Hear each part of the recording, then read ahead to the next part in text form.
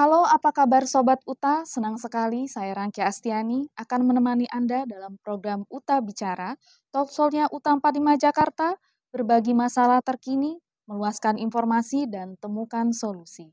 Hari ini kami dari program Studi Farmasi Uta 45 Jakarta akan membahas tentang farmasi nuklir dengan narasumber seorang ahli farmasi nuklir dan juga ahli farmasi teknologi farmasi, yaitu Bapak Apoteker Wahidin Master Scientist dan juga Ibu Apoteker Rahmi Huta Barat Master Scientist. Oke, Bapak Ibu apa kabar? Oke, ya Baik. terima kasih. Ya, seperti kita ketahui bahwa banyak masyarakat yang mungkin takut ketika mendengar kata nuklir gitu ya, mungkin eee, mengerikan sekali nuklir itu. Nah, sekarang kita akan membahas tentang, seluk-beluk dari nuklir dalam bidang farmasi nuklir dengan narasumber yang sangat kompeten di bidangnya. Oke, baiklah. Bagaimana menurut Pak Wahidin terkait dengan kejadian nuklir yang pernah terjadi di dunia? Terima kasih Bu Rangki atas pertanyaannya. Kalau kita berbicara masalah nuklir, ada stigma negatif bagi sebagian masyarakat sehubungan dengan peristiwa peluruhan paparan dari sinar radioaktif yang sangat berbahaya.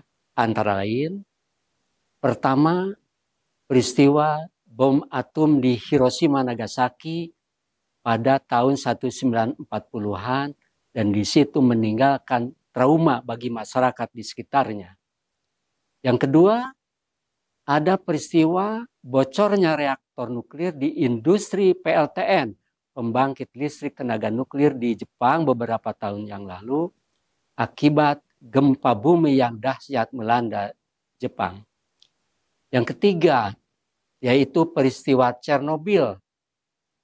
Dengan adanya peristiwa meledaknya reaktor nuklir di industri PLTN di Ukraina, di Eropa Timur yang berdekatan dengan Rusia.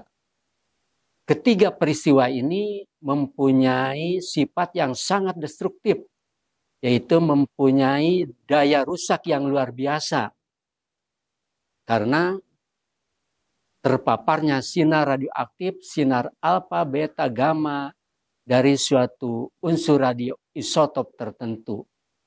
Dengan demikian, dampak daripada peristiwa tersebut, area lebih kurang 30 km persegi tidak dibolehkan dihuni untuk kehidupan. Namun demikian, nuklir itu sangat konstruktif, mempunyai daya bangun yang luar biasa di bidang kesehatan, farmasi, kedokteran, industri, pertanian, dan bisa mendeteksi kebocoran pipa di tengah lautan yang dalam, begitu juga di dalam bumi yang sangat dalam. Demikian inisiasinya. Baik, Pak Wahidin, mungkin kita di sini ingin tahu lebih lanjut terkait tentang apa sih itu farmasi nuklir, definisinya, tanggung jawab kita sebagai apoteker, kemudian penggunaan, dosis, risiko atau bahayanya, serta bagaimana penanganan limbahnya. Karena limbah ini ada nanti di industri, ada di rumah sakit. Oke, terima kasih. Definisi atau pengertian daripada farmasi nuklir adalah sediaan farmasi yang berbasis nuklir atau sediaan farmasi yang mengandung unsur-unsur yang bersifat radioaktif. Dan ini dipergunakan untuk terapi, untuk pelacakan, untuk diagnosis, untuk pencitraan, kemudian juga untuk pengawetan makanan dan untuk sterilisasi. Kemudian farmasi nuklir ini merupakan bidang khusus bagi apoteker yang melayani tentang sediaan radiofarmasi untuk kepentingan kedokteran nuklir. Apa yang menjadi tugas dan tanggung jawab dari apoteker di bidang farmasi nuklir? Pertama, memesan, menerima, menyimpan, dan mendistribusikan sediaan radiofarmasi ke bidang kesehatan yang lain. Dalam hal ini adalah kebutuhan dari kedokteran nuklir, Yang kedua, melakukan suatu percobaan bagi sediaan farmasi atau sediaan radionuklir yang baru. Kemudian yang ketiga, melakukan suatu pengujian kemurnian dan mutu dari sediaan farmasi. Lalu mengenai kegiatan ini, proses ini tentunya dengan metode aseptik dan protektif. Artinya adalah harus menghindari dari kontaminasi mikroba, bakteri, jamur, dan lain-lainnya yang bersifat patogen maupun apatogen. Kemudian mengenai penggunaan dari sediaan farmasi nuklir ini adalah pertama digunakan secara peroral, kemudian digunakan secara parenteral, digunakan secara inhalasi, dan digunakan secara tetes. Tentunya ini menggunakan dosis yang sangat kecil dengan satuan Curie, milicurie atau becquerel. Lalu selanjutnya adalah mengenai bentuk sediaan dari farmasi nuklir itu adalah bisa berbentuk padatan, bisa berbentuk cairan, bisa berbentuk semisolid, maupun bisa berbentuk sirup. Selanjutnya adalah mengenai resiko kebahayaan.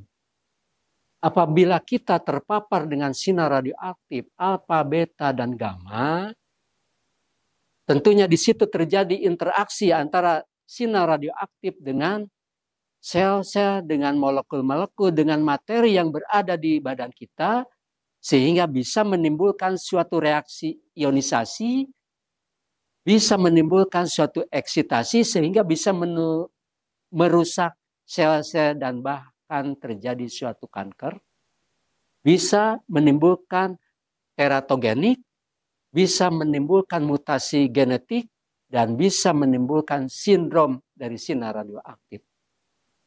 Lalu mengenai penanganan limbah.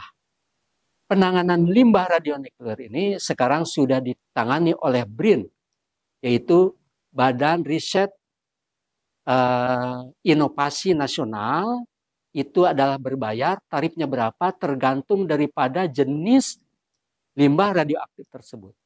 Jenis limbah radioaktif itu bisa berupa padatan, bisa berupa cairan, semisolid maupun gas. Berasal dari mana? Limbah radioaktif itu berasal dari satu, dari rumah sakit, yang kedua berasal dari industri, yang ketiga berasal dari perguruan tinggi, yang keempat berasal dari berbagai macam pusat penelitian. Lalu metodenya bagaimana? Ya, untuk penanganan limbah ini, pertama dengan metode evaporasi, dengan metode ekstraksi, dengan metode reaksi pertukaran ion, kemudian juga bisa dengan metode kompaktibel atau metode pemadatan. Demikian. Terima kasih Pak Wahidin. Terkait dengan farmasi nuklir ini, kita sebagai apoteker juga memang harus bertanggung jawab ya di industri, di PBF sebagai distributor, dan kemudian pelayanan, tempat pelayanan seperti di rumah sakit, klinik, ataupun di perguruan tinggi sebagai tempat pengembangan ilmu pengetahuan dari farmasi nuklir ini. Jadi memang ini praktik farmasi yang memang nanti untuk menangani radioaktif yang aman dan efektif, baik itu untuk diagnosis maupun untuk terapi. Memang ini farmasi nuklir ini sudah ada sejak kalau untuk di farmasinya dari tahun 1978 sudah ada. Nah, tanggung jawab kita mulai dari pengkajian resep sebenarnya dari kalau di tempat pelayanan kita harus mengkaji resep itu yang terkait dengan radiofarmasi, kemudian yang seperti Pak Wahidin tadi katakan juga di industri bagaimana produksinya, pengemasannya, labelingnya, dan juga distribusi atau pengangkutan radiofarmasi itu harus aman, tidak boleh mencemari lingkungan. Dan kemudian mengkomunikasikan dengan sejawat kita tenaga kesehatan seperti dokter, seperti perawat yang nanti membantu kita memberikan radiofarmasi ini kepada pasien. juga harus memastikan bahwa radiofarmasi yang kita berikan kepada pasien itu harus memang tepat. Jadi terkait dengan pengobatan rasionalnya. Dan kita juga informasikan kepada pasien bagaimana pemecahan masalah jika ada hal-hal yang tidak kita inginkan terjadi gitu. Hal-hal yang tidak terduga. Kemudian juga sampai pengembangan di perguruan tinggi, pengembangan penelitian terkait dengan farmasi nuklir ini sampai nanti uji klinisnya yang nanti juga akan mendukung kedokteran nuklir. Karena kita ini memang bekerja dengan radioisotop, jadi kita memang perlu hati-hati sekali. Seperti di tempat pelayanan harus menggunakan APD yang lengkap, alat pelindung diri, supaya kita sebagai apoteker tidak terkena dampak negatif dari farmasi nuklir itu atau dari radioisotop tersebut. Karena memang banyak yang saya dengar itu di rumah sakit yang memang dulunya memang tidak menggunakan APD dengan lengkap, akhirnya memang bisa menderita kanker juga karena menangani obat-obat radioisotop yang untuk kanker, untuk terapi kanker. Contoh-contohnya itu seperti yodium 131 yang digunakan untuk terapi penyembuhan kanker tiroid, juga natrium 24 untuk mendeteksi peredaran darah, serta yang biasa juga digunakan kobal 60 untuk membunuh sel-sel kanker. Demikian Pak Wahidin. Mungkin ada tanggapan lain Pak Wahidin? Oke, mengenai produksi sediaan radiofarmasi, sama saja dengan memproduksi sediaan farmasi yang konvensional, artinya adalah menggunakan CPOB, cara produksi obat yang baik. Lalu untuk penggunaan memang harus ada kolaborasi antara farmasi nuklir dengan farmasi kedokteran di rumah sakit. Oke, ini hanya sekedar tambahan. Ya.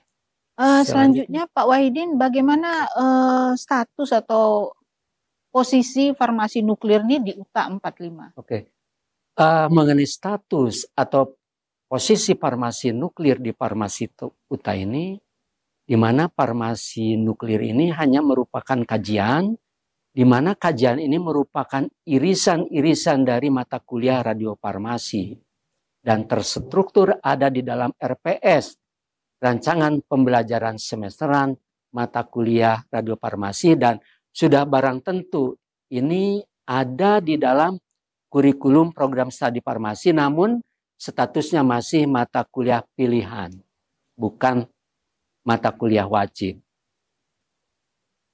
Baik, Pak Wahidin, mungkin saya menambahkan sedikit ya. Okay. Jadi di farmasi UTA ini memang belum ada ya mata kuliah khusus terkait farmasi nuklir ini. Jadi dia masih masuk ke dalam mata kuliah radiofarmasi, begitu ya Pak ya? Oke. Okay. Ya. Sekarang ini memang di beberapa perguruan tinggi baik negeri maupun swasta memang sudah ada apoteker spesial farmasi nuklir, sehingga menghasilkan apoteker nuklir, dan ini sudah ada di beberapa perguruan, di beberapa tempat pelayanan sudah ada apotekernya. Nah, ini harus didasari dari pelajaran-pelajaran seperti matematika, fisika yang kuat. Nah, ini kontribusi kita juga untuk pembangunan kesehatan di Indonesia. Oke. Berikutnya Pak, bagaimana kebijakan farmasi nuklir yang ada di Indonesia? Oke. Mengenai kebijakan farmasi nuklir, tertuang pertama di dalam peraturan Bapeten, yaitu Badan Pengendalian Tenaga Nuklir nomor 6 tahun 2020 yang mengatur tentang keselamatan radiasi dalam produksi radioisotop untuk radiofarmaka. Tertuang juga di dalam peraturan pemerintah nomor 45 tahun 2023 tentang keselamatan radiasi pengion dan keamanan zat radioaktif. Kemudian yang ketiga tertuang dalam IONIQ, Informasi Obat Nasional Indonesia. Di situ tertuang dalam bentuk deskripsi daripada sediaan farmasi berbasis nuklir, kemudian juga mengenai labeling. Kemudian terakhir adalah tertuang juga dalam Fornas, Formularium Nasional Obat Farmaka. Di situ mengatur tentang jenis, tata nama, nama kimia, nama umum, serta mengatur tentang dosis. Bagaimana menurut Bapak terkait dengan farmasi nuklir ini untuk farmasi UTA 45 Jakarta ke depan? Oke. Mengenai kedepannya farmasi nuklir di farmasi UTA ini adalah pertama program jangka pendek, minimal ada mahasiswa atau dosen yang tertarik untuk melakukan penelitian sediaan farmasi yang berbasis nuklir. Yang kedua, jangka panjangnya adalah kita upayakan menjadi bidang khusus farmasi nuklir ini yang tertuang di dalam kurikulum. Demikian. Pak, terima kasih Pak. Sekarang kita menuju closing statement dari Bapak Apoteker Wahidin sendiri tentang farmasi nuklir. Silakan Pak. Untuk closing mengenai materi ini adalah pertama, nuklir itu bersifat konstruktif, artinya mempunyai daya bangun yang besar, namun bisa juga bersifat destruktif. Destruktif karena ada penyalahgunaan. Kemudian yang kedua, farmasi nuklir ini bisa berguna untuk pengobatan, untuk pencitraan, untuk diagnosis, untuk identifikasi maupun deteksi penyakit yang berada di dalam tubuh kita. Demikian. Pak, terima kasih. Terima kasih kepada Bapak Apoteker Wahidin dan Ibu Apoteker Rahmi Huta Barat mengenai teknologi farmasi dan juga farmasi nuklir yang sudah kita dengar tadi ya, sangat menarik sekali sehingga kita tahu bahwa di dalam farmasi nuklir itu terdapat adanya radiofarmasi untuk sediaan-sediaan farmasi. Oke, Sobat UTA, tidak terasa berakhir sudah waktu kita. Terima kasih atas kebersamaannya. Saatnya saya, Rangki Astiani, pamit undur diri. Saksikan terus program UTA Bicara, Talk Show-nya UTA 45 Jakarta, berbagi masalah, terkini, meluaskan informasi, dan temukan solusi. Jangan lupa subscribe, like, dan komen. Sampai jumpa.